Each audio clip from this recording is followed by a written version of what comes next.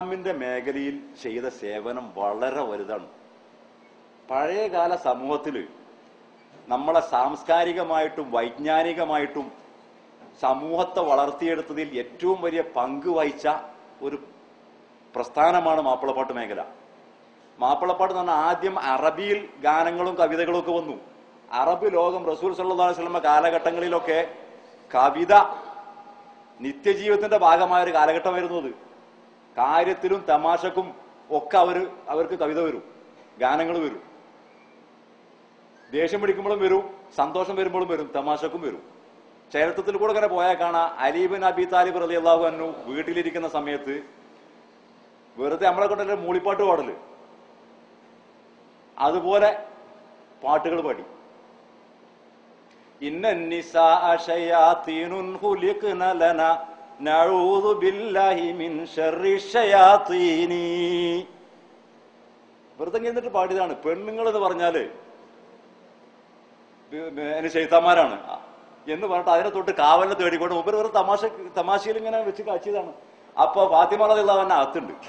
ഇത് കേട്ടു, ഉടനെ തിരിച്ചടിച്ചു. ഇതൊന്നും എഴുതിയുണ്ടാക്കിയ കവിതയല്ല, ഉടനെ തിരിച്ചടിച്ചു. ഇന്നന്നിസാഅ റയാഹിനുൻ ഖുലിഖ്ന ലക്കും വഇന്നകും തസ്തഹി ശമ്മർ റയാഹീനി. അപ്പ തിരിച്ചടിച്ചു. അത് റൈഹാനാണ്, അതിന്റെ വാസന ആസ്വദിക്കാൻ നിങ്ങളൊക്കെ ഓടി വരികയാണെന്ന് മനസ്സിലായോ? അപ്പൊ ഇങ്ങനെ നിമിഷ നേരത്തിൽ കവിതകൾ വരുമായിരുന്നു. അവരൊക്കെ ആ ഒരു പാട്ട് ലോകത്ത്, ഗാന ലോകത്ത്, കവിതാ ലോകത്ത് ജീവിച്ചവരാണ്. അതുപോലെ വലീദ് ദേഷ്യം പിടിച്ചിട്ട് സൈക്കം വയ്യാതെ വന്നപ്പോ പിന്നെ വലീദിന്റെ പാട്ടാ വന്നത്, കവിത. അതായത് വിശുദ്ധ ഖുർആന്റെ ഒരു കഷ്ണം കിട്ടി, അതിങ്ങനെ എഴുതി വെച്ച ഒരു കഷ്ണം, അത് എടുത്തിട്ട് ഇങ്ങനെ കണ്ടപ്പോ സഹിക്കാൻ പറ്റുന്നില്ല. അതില് അതിമൊക്കെ നോക്കിയിട്ട് മൂപ്പർക്ക് കവിത വന്നു, പല്ലിറുമ്പിയിട്ട്.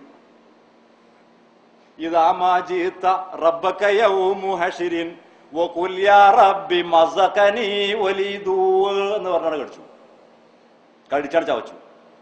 ഈ നാളെ നിന്റെ റബ്ബിന്റെ അടുത്ത് വരുന്ന സമയത്ത് അവിടെ ചെന്ന് അവനോട് ഈ പറയേ, എന്നെ വലീദ് കടിച്ച് ചവച്ചു എന്ന് പറഞ്ഞേക്ക് എന്ന് പറഞ്ഞാണ് കടിച്ചു ചവച്ചു. അതായത് ദേഷ്യം വരുമ്പോഴും കവിത വരും. അങ്ങനത്തെ ഒരു കാലഘട്ടത്തിലൂടെ കടന്നു വന്ന ഇസ്ലാം കേരളത്തിലേക്ക് വന്നപ്പോഴും നമ്മളുടെ സമൂഹത്തെ ബോധവൽക്കരണം നടത്തിയതും സമൂഹത്തിന് നന്മകൾ പറഞ്ഞു കൊടുത്തതും മതനിയമങ്ങൾ പഠിപ്പിച്ചു കൊടുത്തതും ഒക്കെ കവിതകളിലൂടെയും ഗാനങ്ങളിലൂടെയും, അത് അറബി മലയാളത്തിലും അറബി മലയാളവും ചേർത്തും അറബി മലയാളത്തിൽ മലയാള ഭാഷ മാത്രം ഉപയോഗിച്ചും ഒക്കെ പലതരം ഗാനങ്ങളും കവിതകളും എഴുതിയിട്ടാണ്. നിങ്ങൾക്കൊക്കെ അറിയാം, പഴയ കാലത്തെ സബീന മറിച്ച് നോക്കിയാൽ കാണാം. മേടം വോ ചിങ്ങം രണ്ടിലും സമാനിയ ഫീയടവ മീനം കർക്കടത്തില് താസിയ മിഥുനം വോ കന്നി ഫീഹിമ ഒമ്പതര കുംഭം തുലാമക് ദാമുസൈനി പത്തര. നേരം വെളുക്കണത് ഏകദേശം നമുക്ക് കണ്ടാൽ മനസ്സിലാവും. ഇപ്പൊ ഏകദേശം വെളുത്തു തുടങ്ങി, സുബഹിസ്കരിക്കാനായി മനസ്സിലാവുമല്ലോ. അതിന് വാച്ചിന്റെ ആവശ്യമില്ല. ഇന്നത്തെ പോലത്തെ വാച്ചൊന്നും ഇല്ലെന്നേ പഴയ കാലത്ത്. അപ്പൊ ഇപ്പൊ നേരം ഫജ്ർ സാദിക്ക് വെളിവായിട്ടുണ്ട്, നമുക്ക് നിസ്കരിക്കാന്നുള്ളൊരു കാഴ്ചപ്പാട് നമുക്ക് കിഴക്കോട്ട് നോക്കിയാൽ മനസ്സിലാവും. അതുപോലെ തന്നെ ദുഹൂറും ഏകദേശം ഉച്ച കഴിഞ്ഞാൽ സൂര്യനെ നിങ്ങൾക്ക് കാണാൻ പറ്റും. ഉച്ച കഴിഞ്ഞാൽ മനസ്സിലാവും ഇപ്പൊ ദുഹൂർ നിസ്കരിക്കാനുള്ള സമയമായി. മഗ്രിബ് ഖുറൂബ് പടിഞ്ഞാറോട്ട് നോക്കിയാൽ ആകാശം ചുവന്ന് സൂര്യൻ അസ്തമിക്കുന്ന ഒരു ഘട്ടം വന്നാൽ നിങ്ങൾക്ക് മനസ്സിലാവും ഇപ്പൊ മഗ്രിബ് നിസ്കരിക്കാന്ന്. അതുപോലെ തന്നെ ഇശാന്റെ സമയം ആകാശ ചോപ്പ് മാഞ്ഞാൽ അവിടെ മുതലേക്ക് ഏഷായി എന്ന് നമുക്ക് കണക്കൂട്ടാം. ഇതിനൊന്നും വാച്ചിന്റെ ആവശ്യമില്ല. ഒരു നിസ്കാരത്തിന് മാത്രമാണ് കണക്ക് പിഴക്കുക. അസറായോ ഇല്ലേ, അതിനൊരു വ്യക്തത കിട്ടാനില്ല. അതിന് വകുപ്പുണ്ടാക്കി നമ്മളെ പഴയ പണ്ഡിതന്മാര്. എന്നിട്ട് അത് മലയാളത്തിൽ പദ്യമാക്കിയിട്ട് ജനങ്ങൾക്ക് കൊടുത്തു. എന്തിനെന്നറിയോ? ഈ പദ്യം പെട്ടെന്ന് മനസ്സിലിരിക്കും. മറ്റത് കുംഭത്തില് എത്ര 9 മീനത്തിൽ എത്ര തലയൊറിയേണ്ടി വരും. നേരെ മറിച്ച് കവിത 4 വരി അതാണ് കാണാപ്പാടം പഠിച്ചു വെച്ചാൽ അതിലെല്ലായി.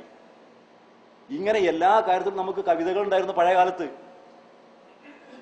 ഇപ്പൊ ഉദാഹരണത്തിന് പറയുകയാണെങ്കിൽ ഇസ്ലാമിന് നമുക്ക് വുജൂബായ സിഫത്തുണ്ട്. അള്ളാഹുവിന് 20 സിഫത്ത് നമ്മൾ പഠിക്കൽ നിർബന്ധമാണ്. എണ്ണാൻ കഴിയാർക്കെങ്കിലും നിർബന്ധമാണ്, വുജൂബാണ് പഠിക്കല്. അള്ളാഹിന്റെ 20 സിഫത്ത് എണ്ണിയാ കിട്ടൂല പലപ്പോഴും, അല്ലെങ്കിൽ തെറ്റിപ്പോവും. അത് 4 വരി കവിതയിലാണ് അല്ലെങ്കിൽ 4 വരി ബെയ്ത്തിൽ അങ്ങോട്ട് കാണാപ്പാടം പഠിച്ചു വെച്ചാലോ വളരെ ക്ലിയർ ആയിട്ട് അത് എക്കാലത്തും നിലനിൽക്കും. ഫല്ലാഹു മൗജൂദുൻ ഖദീമുൻ ബാഖി മുഖാലിഫുൻ ലിൽ ഖൽഖി ബിൽ ഇത്ലാഖി വഖായിമുൻ ഗാനി വവാഹിദുൻ വഹൈ ഖാദിർ മുരീദുൻ ആലിമുൻ ബി കുല്ലി ഷൈ. ഇതൊക്കെ നിങ്ങളെ മാതിരി കുട്ടിയുടെ കാലത്ത് ഞാനും പഠിച്ചു വെച്ചാണ്. കാരണം എന്താ, അതവിടെ ഇരിക്കും, അത് പോവില്ല. ഇങ്ങനെ എത്ര കാര്യങ്ങൾ ഇപ്പോൾ റസൂൽ സല്ലല്ലാഹു അലൈഹി വസല്ലം കൂടാതെ 25ഓളം അംബിയാ മുർസലുകളെ പിന്നെ എണ്ണീട്ടുണ്ടെന്ന് പറഞ്ഞു ഖുർആനിൽ. അതും ഇതുപോലെ ബേത്തിൽ പഠിച്ചു വെച്ചിട്ടാണ് നമ്മളൊക്കെ ഇന്ത്യക്ക് മനസ്സിലിരിക്കുന്നത്. അതുകൊണ്ടാണ്, അല്ലാതെ ഒന്നും മനസ്സിലിരിക്കൂല. സാലിഹ് വ ഇബ്രാഹിം കുല്ലും മുത്തബഅ ഇല്യാസ് യൂനുസ് സക്കരിയ യഹ്യ ഈസാ വ താഹ ഖാതിമുൻ അടിയിൽ വരി വിട്ടുപോയിട്ടുണ്ട്, സാറില്ല. അപ്പൊ ഞാൻ പറയാം, അപ്പൊ ഇങ്ങനെ ഇതൊക്കെ നമ്മൾ ഓർമ്മയിലിരിക്കുന്നത് ഈ ബെയ്ത്തുകളിലൂടെ, കവിതകളിലൂടെ നമ്മളെ മുമ്പിൽ അവതരിപ്പിച്ചത് കൊണ്ടാണ്. റസൂൽ സല്ലല്ലാഹു അലൈഹി വസല്ലം തങ്ങൾക്ക് എത്ര ഭാര്യമാരുണ്ട്, അത് ആരൊക്കെയായിരുന്നു ചോദിച്ചാൽ എണ്ണ നമുക്ക് ബുദ്ധിമുട്ടാണ്. ആയിഷത്തും വോ ഹഫ്സത്തും വോ സൗദ സഫിയ്യത്തും മൈമൂനത്തും വോ റംല ഹിന്ദും വോ സൈനബുൻ കദാ ജുവൈരിയ ലിൽ മുഅ്മിനീന ഉമ്മഹാതു മർളിയ. റസൂലിന് എത്ര മക്കളുണ്ടായിരുന്നു? വോ സബഅത്തുൻ ഔലാദുഹും ഖാസിമുൻ സൈനബു റുഖിയ ഫാത്തിമ യാ ഫാഹിമു وأم كلثوم وعبد الله من خديجة الكبرى بترتيب سكن أتاه إبراهيم من سوريا وأمه مارية القبطية. എല്ലാ മക്കളുമായി ഇങ്ങനെ ഗാനങ്ങളിലൂടെ നമുക്ക് അറബി മലയാളം മിക്സ് ചെയ്ത് നമ്മളൊരു സമൂഹത്തിനെ ഉണർത്തിയതാണ്. നമ്മുടെ സമൂഹത്തിന് വൈജ്ഞാനികമായിട്ട് ഇപ്പൊ ബദറൊക്കെ എടുത്ത് നോക്കിയിട്ടുണ്ടെങ്കിൽ ഒരു ഇസ്ലാമിക ചരിത്രം, ഒരു ബദറിന്റെ ഫുൾ ചരിത്രം നിങ്ങൾക്ക് മൊയ്മുട്ടി വൈദ്യൻ വെച്ചിരിക്കണേ. ഒരു ചരിത്ര ഗ്രന്ഥം വായിച്ചാൽ അത്ര ക്ലിയർ ആയിട്ട് കിട്ടൂല.